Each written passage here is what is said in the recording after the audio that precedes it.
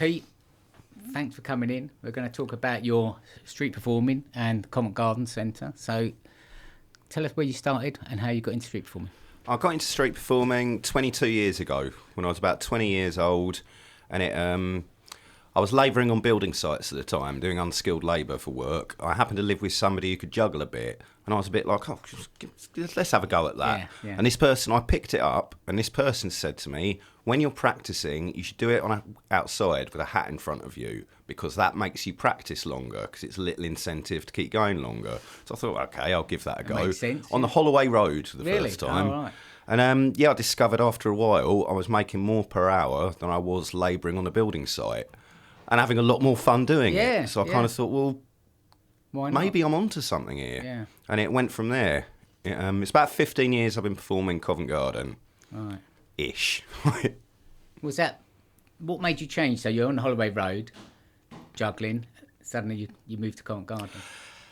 It was around mid-20s, at the encouragement of my girlfriend at the time, because I just saw myself as just a bit of a fly-by-night, street performer. There was an ad for a small family circus, Circus Royal they're called, based in East Anglia. They toured sort of Norfolk, Suffolk, Cambridgeshire. And I just applied to perform with them. At the time, I'd learnt to fire eat at that point, something I'd included in my street Where was you learning all performance. this? Just learning Taught yourself? myself. Taught myself. But you're mixing with other street performers now and looking at what they're doing and things like that? Well, it was that circus tour, that 6 months with the circus, because circus performers tend to exchange skills. Right. And I learnt a lot, not just about skills and technique, but also about performing. And it was after that I got, because obviously Covent Garden is the prestige street performance venue, probably in the world. Right. And I was always a bit nervous. No, I'm not up to this. It was after my tour of the circus. It was like, maybe I can make it work on the West Piazza cobbles. That's excellent. And then, do you have to apply there, or you just turn up? We're probably the most accessible pitch in the world for like performers who haven't performed there before. Our only stipulation is you must have a show, an existing show. You can't just be working it out during your slot. Okay. You must have public liability insurance up to £10 million and a risk assessment. And we prefer either two performers that have worked the pitch already to vouch for you, or there's an audition process, which is quarterly. This is not for quality control purposes. It's just to make sure that the performer, A, has a show, and B, isn't offensive or... I know. I say dangerous. It's always all that performance virtually is dangerous, but isn't offensive or in any way dangerous to the public. So who'll be watching your performance? The Covent Garden Performers Association representatives, of which I'm one of, as well as Shaftesbury Capital, the landowner of the area, also sitting on these auditions. Because the North Hall pitch... Hang on, the North Hall pitch, yes. Yeah. But on the West Piazza side, that's our decision. Just us. Yeah, Shaftesbury in there because the North Hall pitch in the market is their land. Right. So that's why they sit in on these. Oh, okay. Oh, right. So how many people are applying for pitches? Do you have to make decisions saying you're not coming, you are coming? We don't get a lot of it's circus primarily on the main pitch to West Piazza. We don't get a huge amount of barely any performers coming through the audition process. It tends to be circus acts with a show that asks, how's it going? Can I perform here? And usually either there's a couple of us to vouch for them, or sometimes in an ad hoc, like, well, let's come and see you try a slot. Provisional slot one day. Well, there's quite a lot of performers come from. Go on now. Look at you. Oh, look there. A lot of people come from abroad who are performing. We've had Japanese performers, Canadian performers, American performers, Dutch performers. People coming from everywhere. So from all over the world, they're coming because they want to basically be in Covent Garden because it's got such a good reputation. Yeah. Yeah. So they might. A lot of years, people are coming to perform in Edinburgh, and on their way to Edinburgh, they'll stop by London. So we're really lucky, actually, and the people who come to watch shows are lucky because we get people who are really top class performers. There was one guy came, a balancer. He was a lead performer in Cirque du Soleil, and he came for a month. Yeah. amazing. How do you do your slots then? How do people get their slots? They're booked each morning in what is called the West Piazza draw. During peak times, it's 9:30 a.m. During off-peak, like off-season, it's 10:45 a.m. All the performers turn up. It's basically a lottery. We use everybody gets a number. We use a random number generator. Whoever's number comes out first gets first choice of slot, second choice, etc. We just find it's the only fair way to allocate. I was going to say, how slots. do you make it fair? Oh, well, that's the way to make it fair. The only problem is, like I was saying earlier, Pete, last year, I can't remember which month, obviously, but he had 5 days where he got no shows because he kept getting low down on the draw. Yeah, no, that's what I was thinking. It is fair, but sometimes it can be a bit unfair. Yeah, during peak season, there'll be days where not every performer gets a opportunity slot to do it. because there's usually during the best times, it's always more performers turn up each morning than there are time slots to go around. Each slot is 40 minutes long. Okay, yeah, I was going to ask that. Especially weekends. It's you have to be lucky to get a spot. What about, so you say it's seasonal, so obviously the summer, winter, what do you do in the winter? Is there times where you're not performing or? Most of the performers, the best way to do it, because Christmas, as you can imagine, is very, very good. It's a good time of year. So you do as well as you can at Christmas. A lot of performers won't work January, February, because they are the worst times of the year. Yeah. However, if you haven't done well at Christmas and you have to survive, you can still do shows and you can still kind of subsist. But as you can imagine, January, when it's dead, it's a lot more difficult. Well, system whereby in the summer months I would put money away for the winter, so I wouldn't get hurt too much come winter if things weren't working out. Okay, tell us a little bit about your performance. I do freaky stuff is the way to put it. Right. Put it in 2 words. I always lead with sword swallowing because that tends to impress people the most. I do a bit of juggling blades. I do some tricks with bull whips. Right. I'll swallow a sword for the audience, and I finish the show with a stunt. I call it sandwich of death. I lie in a bed of nails, but another set of nails on top, and a volunteer from the audience will stand on top of that for 10 seconds. Right. Well, at the end of the podcast, you're going to do some bits for us, but we'll wait until this will be a surprise for everyone. Tell us a little bit about your performance. What did you do? What I used to do. It was comedy, physical theatre, mimicking people as they walk past, and ending up with getting 3 members of the audience and doing a story, some sort of story where I would show them what to do, and then they would. So they take part. They take part in the show. They participate, yeah. But I always worked on the theory. I tried to do this all the time when I was working. I want the laughs to be on me. I don't want to make fun of the person I've pulled out of the audience. I want them to look good. I want them to get big round of applause. I want them to go away feeling like, yeah, that was great. Yeah, fun. they've enjoyed it. I don't want. I've never wanted the laugh to be on them. Off of the. I found that repugnant. Yeah. I just don't want to do it. It's horrible. Has your performance changed now? You can't do that anymore. I don't think you can do things. You've got to be a lot more careful these days with the way social media works. Yeah. It's changed things. You've got to be careful what you say, careful what you do. People can get upset at the most innocuous things. And of course now you've got cameras, everyone's watching everything. Yeah, it's... because I performed back in the 1990s, it was a lot easier then. Now I think it's more difficult. But me and Pete were talking earlier and talking about the reaction of audiences. Obviously, when people do shows, you're actually making a big difference to some people's lives. Yeah. That they go there, they have a laugh, and they go away in a good mood. But one instance I remember, and it's stuck in my mind, and this is from way back when, I went up into the Punch and Judy pub on the balcony to see if anybody wanted to give any money, and one guy stopped me and he said, "Mate, for the last year I've been totally depressed. This is the first time I've laughed for a year." That's lovely. I tell you, it made me feel really good. Yeah. More important than the money, personally. And you know, this, and Pete was saying, there's quite a few stories of performers being told how it's actually made a difference to individuals. Pete, do you want to add? Yeah, so pretty much every performer who works at Covent Garden has got a story like that or similar. Okay. Somebody's like come back to them saying, look, you have no idea how depressed I've been, or worse. Yeah. Yeah. And it's made a huge difference to them. And well, that's good to hear, because I don't think people really appreciate that, you know, you're doing a service as well. You know, you're not just performing for the money, or what, you actually are out there and you're enjoying it, and people are enjoying what you're doing. I see the kids out there and they love it. Guys, reminds me, just the other day I was on the balcony overlooking the pitch, collecting from the punters, and a woman was like, just reminded me that her kid, who's 20-something now, was my volunteer. Oh, really? I've been up there collecting, and an adult up there. Oh, here you go, mate. Do you remember me? Oh, no, I was your kid volunteer. Really?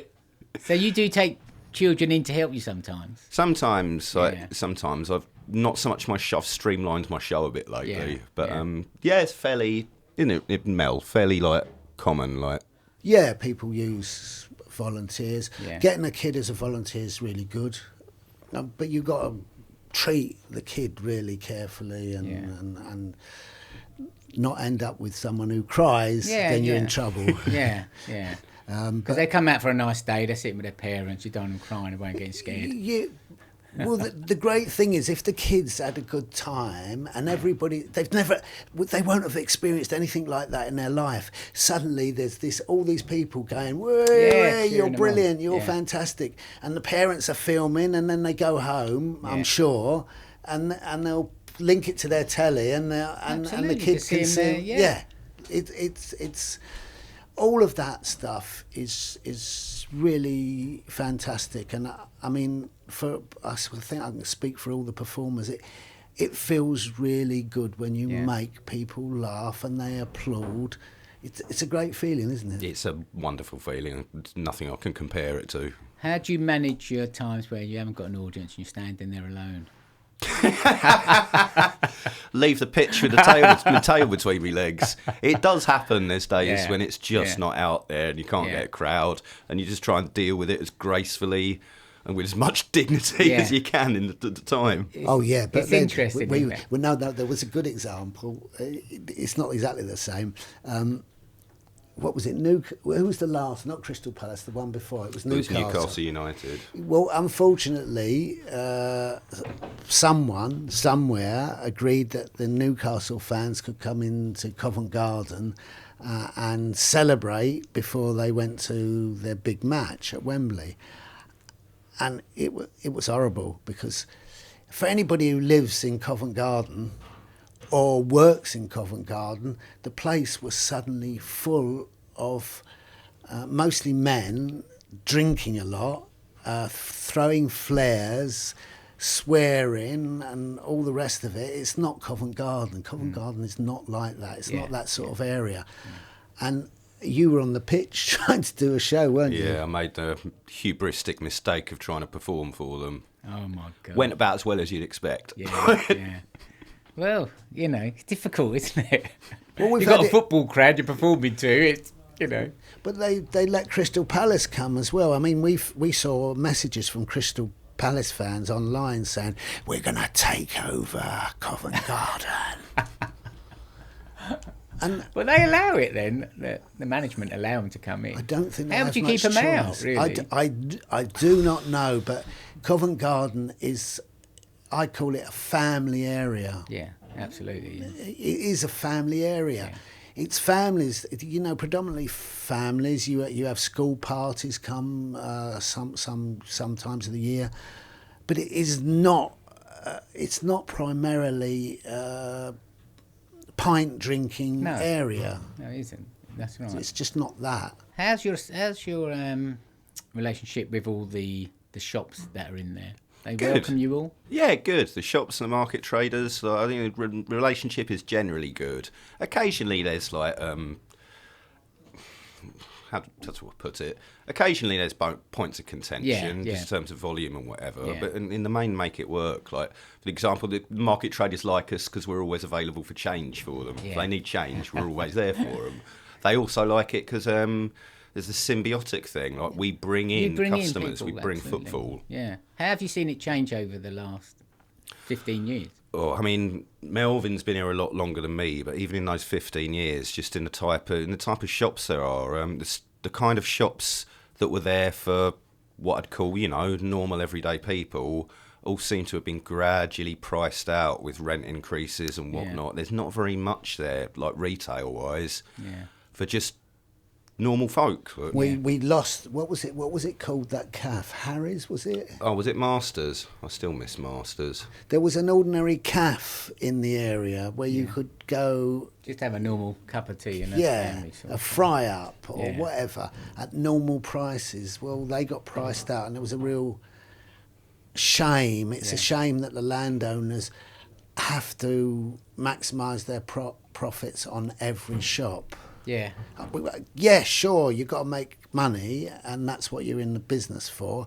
But a little bit of balance here and there would be nice. It has changed. I remember we used to do a lot of work for a lot of the people around there, and they had cabaret it was all old-fashioned, almost like a circus down there, and had the old toys and things like that. It's definitely changed over the last 15 years. Well, over the last couple of years, you seen how many watch shops there are in James Street? Yeah. Where they all come from. Yeah, and then around the area of the Royal Opera House, there's some more watch shops. Yeah. But how's that affected your situation? You're not under pressure there. You can still go in, you still perform. And we still got there are still sort of like normal folk come to the area, and I think that's down to us mainly, because I can't think what else there is. So there is there's the Jubilee Market. Is good for normal folk, and a lot of the stalls in the Apple Market. But in terms of the actual permanent retail places... So what do you think? So they're attracting more tourism? Is that more? What do you think they're looking for now to get into the market? I think they're looking to maximise how much rent they can get. Yeah, it's all become financial. Yeah, I think it's... But the centre of London's being taken over by... That sounds terrible. There is an issue going on in central London. Private landlords are owning lots of space. A lot of it is public footfalls and etc. And they're starting to control that. In fact, the mayor's office, we just found out, has done a report on the problem of public spaces being controlled by private entities. Okay, that's interesting. And that is a worry. I mean, you've got to find a balance. We live in a world where companies have to make money or they go bankrupt. So you want them to be able to continue, but you also want to look after... Well, I grew up in London. Look after Londoners. Yeah, it's difficult because actually... they're all getting increases, aren't they? Their rates are going up. They're, all the costs are going up on businesses. So they're putting their price up. So we need to get them to come down, then it can affect everybody a little bit, bring everything down a bit. But then you get crazy things where say, Leicester Square, you've got all those American, sweet candy shops? Stores, candy stores. I mean, who wants all those American candy stores? One, that's fine. But they managed to pay the rents and the rates. Oof. So, I have some dark suspicions about the nature of it. We don't know what's going on. We don't know what's going on with that one, do we? But it's public space, and unfortunately, Covent Garden's still there and still has performances, and you've got a massive choice on the West Piazza. You've got the circus type shows. In the North Hall, you've got a mixture of circus and music. Yeah. Then you've got the other area downstairs in the market building where you've got classical music and opera singers. Well, this is an amazing choice for people to have. Yeah. And we've got Magic Corner on the corner of James Street. Yeah. No, it's wonderful. People come into Covent Garden, they get a real experience. There's a lot of stuff still to see. Apart from having all the wonderful theatres still around, they do get a wonderful experience coming to Covent Garden. That's the attraction. That's why people come here. Yeah, it's a very special bit of London, isn't it? So you're... but just out of interest, like Magic Corner, you get famous magicians turn up and and see the shows. Oh, I think right. Dynamo's pretty famous, but even more famous, Penn and Teller have turned up at Magic Corner and been chatting to the guys. Yeah, that's good. It's like it's really nice. People can get members of the public can get to see these guys when they're starting out. Yeah. Absolutely. Do you know anyone who's started off as a street performer and moved on into the... Well, Eddie Izzard's the most obvious one. Like it's he was the very first person to do the job of SPA the association representative. Like Eddie Izzard was the very first one. Okay. No, I have to disagree. There was on. people before, but he was early on. Okay. He was one of the early ones. Yes. But there's been loads of others, like again, obvious one, Stomp. Like the stage performance Stomp started off at Covent Garden. Let's elaborate, because they were originally called Pookie Snack and Burger, and then they developed into Stomp, and then Stomp had, as they still do, I think, but they had a show in the West End, they had a show in Broadway in America, they had shows all over the world. It was a phenomenon. Yeah, it was. Yeah. So, it just shows you then. And the future, Covent Garden and performing? You think it's safe? Well, I mean, we're just about to... I'm going to get in my plug now. Yeah, go on. We're just about to celebrate, this Sunday the 11th, we're celebrating 50 years of the modern iteration of street performance at Covent Garden. Yeah. Hoping Oi, for 50... You just used a long word, iteration. You're a street performer. No, so what's happening on that day? It's a celebration and a reunion. Celebration of 50 years and a reunion of performers like past and present. It's not going to be just your normal day at Covent. It's not going to be the standard shows. It's going to be a gala event with obviously performers, as I said, past and present. I think we've got John Hegley coming down to do a bit for us, Otis Cannelloni. We've got West End Choir. Let's elaborate a bit. We've tried to include people from the community to do shows every now and again. So West End Choir sometimes want to come and do it. West End Choir is a big choir made up of amateurs, not professionals, just ordinary folk. Local people? Well, some are local and some are not, or from all over the place. And we've let them do shows now and again on the West Piazza. And it's encouraging people to be able to perform, and we're letting the space be used. And the other, so we've got West End Choir, but we've also got, this is my favourite. They used to be at Pineapple, but they've moved now. It's like a school for dance for young kids. And I think they're going to be anything from 6 to 12 years old, and they're going to be doing street dance. Do you know what time? Sounds good.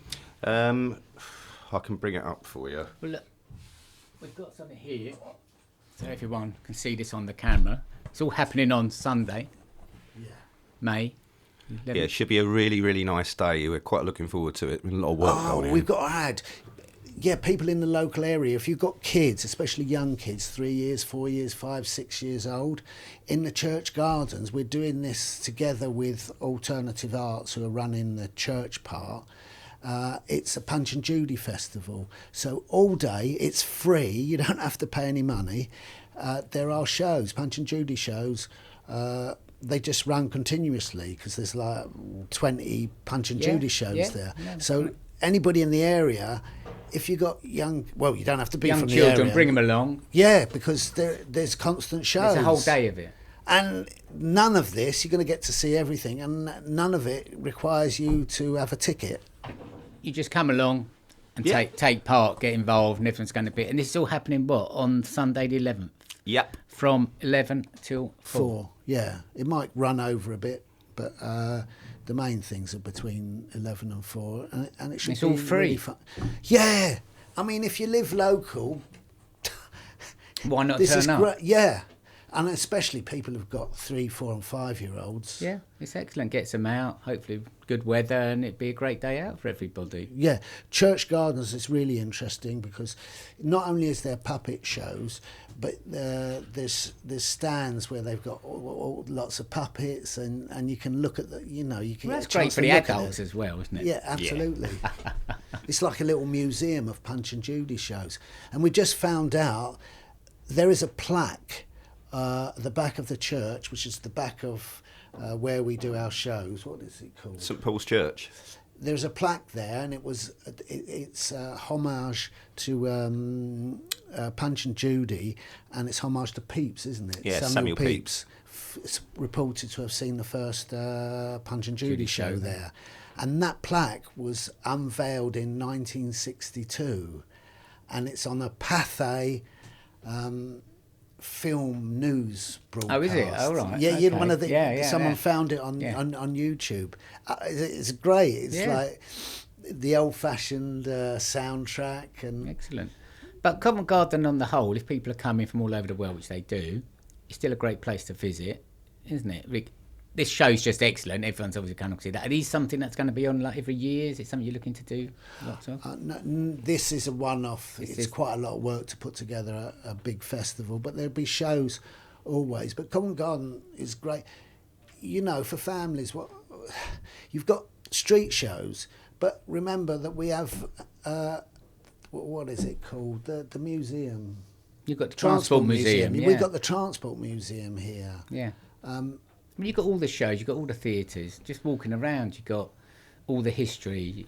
Yeah, it's you know, London is pretty amazing, and Covent Garden is a feature of London. Even if you looked at the architecture.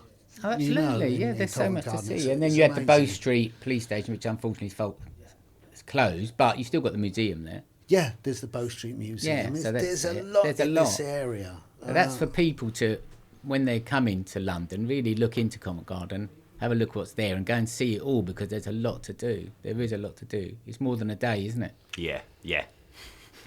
But, you know, I think for families, you can come and see one or two shows, go away, come back and watch another show, or whatever, just watch one show. Yeah. Well, sometimes there's people, and we found out later, you know, that really don't have much money, and they're trying to keep their kids quiet. They've sat for 3 hours Well, it's just perfect. watching shows. Yeah, but there's things to see, and if it keeps the kids quiet for 3 hours, you're doing a good job, aren't you? Reminds me of after the pandemic, when the first time things completely opened up, completely not restricted. I'd never seen anything like it. People came back to Covent Garden, families set up camping chairs all around the perimeter of where the shows happened. It was lovely. Yeah, let's just touch on that a little bit, the COVID thing. What happened? What did you all do? It just closed and you all just went home? Try and survive. Yeah, we couldn't perform because the restrictions are in place. Even when things got eased off, it was still a bit of a no-no. Was there any help for you from the government? Yeah, the SEISS grants. So you got a little bit of help. We got a little bit of assistance. You through. Yeah. Oh wow, and that's amazing, because then obviously you've got to get it all going again. You've all got to come back in and start again. Yeah. Amazing time for all of us in Covent Garden. In fact, I don't know how I got invited to. It was called Westminster Futures. It was an online meeting organised by Westminster Council to look at the future of Westminster, shopping, museums. What could they do to get people back in?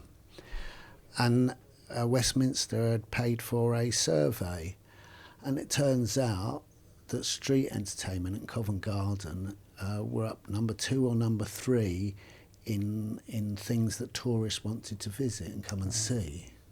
Sometimes get forgotten by some people, but it's really a good important. lure back. People come to see the street performance. Yeah. That's good. So you're really looking forward to the event? Yeah, I'm really looking forward to it. It's been work getting it together, but Oh yeah. How long's it taken to put it all together? I don't know. We've been talking about it for 6 months, haven't we? more than that, Mel. I think it's about a year. Yes, and being the people we are, it took a long time before we started to do anything. But all the shops, everyone's on board with it. The landlords, they're all, been helpful with you getting it all together. Yeah, we've invited some of the councillors, and they're coming down. Yeah.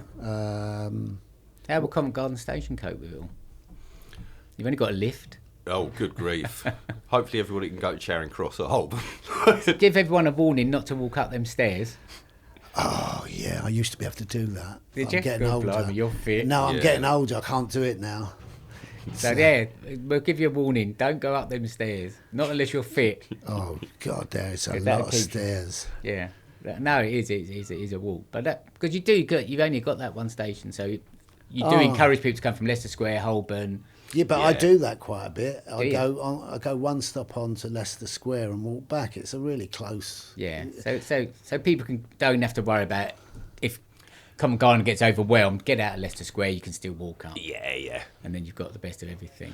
We did want for this festival. We haven't achieved that, but maybe another time. We wanted to encourage local schools To and take local part. children to participate. Yeah. We're really open to that. I mean, not loads. We have to earn some money, but Yeah. but you know, there could be times where a local school has a choir in their Yeah. school, or some kids who want to learn to juggle, because we can teach them. Maybe We're that's quite something. willing. Next time you're having a festival, we can help you get involved with all this. We've got quite good contacts with all the like Clementine and things like that. So maybe that's something we can help you with. What about a little performance before you run away? How can That's we manage? him. How can we Oh, manage right. that? That's him. Luke's going to help us with this. I brought my sword with me. What can we do and what we can get on the camera, Luke? That's not going to be Be too careful, dangerous. people. Dangerous things happening. I'm just telling people, don't try this at home. Here goes Pete. He's going to swallow the sword.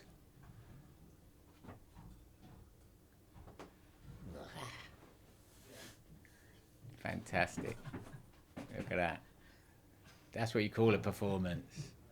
And that's what you're going to see when you come to Covent Garden.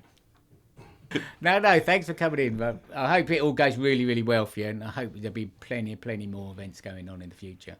Yeah. It's been really good having you in, and really good to see the performance. It's been excellent. And even Luke enjoyed that, didn't you, Luke? It's Luke, it's your go next. He's got the sword here.